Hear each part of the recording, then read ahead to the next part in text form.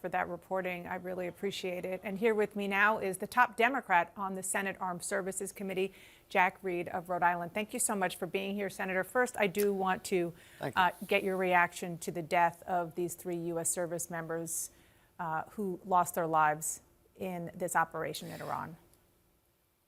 Well, the greatest strength of this country are the men and women in uniform who sacrifice everything so that we can enjoy the blessings of liberty. And their loss is a grievous loss to all of us, but particularly to their families. So at this moment, we have to consider their mothers, their fathers, their spouses, and thank them also for the sacrifice. But it's the cost of war, and it's a real cost. It's not something that you can just dispose of and say it's one of those things.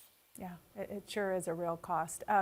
Senator, you have been critical of these strikes for several reasons. You say the president never made the case for the war to the public. You say he never sought congressional authority, and he has no end game. Of those 3, what concerns you the most? Well, they all concern me because we are now in a gamble. And we're in a situation in which the president has not clearly articulated what is his real goal and how will he achieve it. So there's a lot of ambiguity, I think, even within the administration of what comes next. Then I think you have a situation where, once again, he has shown disdain for the Constitution. The Constitution gives Congress the sole authority to declare war. The president entered a war without approval, in fact, even without a good explanation of what he intended to do. And so we're in a situation now where it's ad hoc. It's not a strategic initiative, well planned, and it'll have consequences not just in the Middle East, but throughout. So, if that comes before you, the consent part of this, maybe even some advice, and there is a vote on presidential war powers, how will you vote? Well, I would vote to require the president to, within 30 days, either conclude the operation or to cease military operations. Unless, and we made it very clear in the legislation, it requires the defense of Israel, because that is a sworn obligation of the United States, and that is recognized. So we want to get back to a situation where we can hopefully take over with non-kinetic means our efforts to frustrate the Iranian government and literally put them back in the box. On that note, the Israeli Prime Minister Netanyahu says that the strikes on Iran will continue and will increase in the coming days. So it sounds like this operation isn't close to ending anytime soon.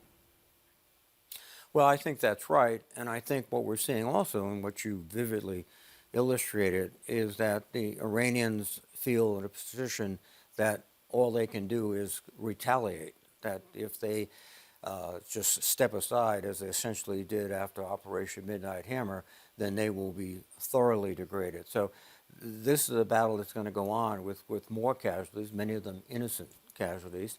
And I don't think we're going to get what we want. If regime change is the president's goal, if even ameliorating the condition of the Iranian people is his goal, that cannot be done, I think, historically, unless you put troops on the ground. And he's said we're not going to do that.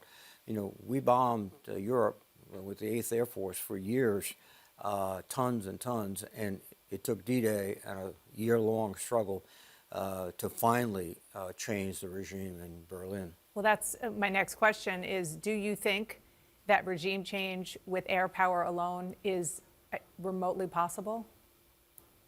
I don't think it's remotely possible, because you could have a chaotic situation, but in Iran, over 40 years, they have built up a suppressive state in which there is very little organized resistance, very little communication.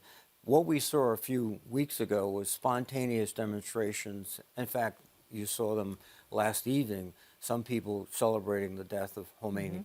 But there's not a coordinated institutional hook that we can grab hold of and exploit at this point. Now, we have to see day by day what emerges. Is the next leader of Iran more temperate or more harsh.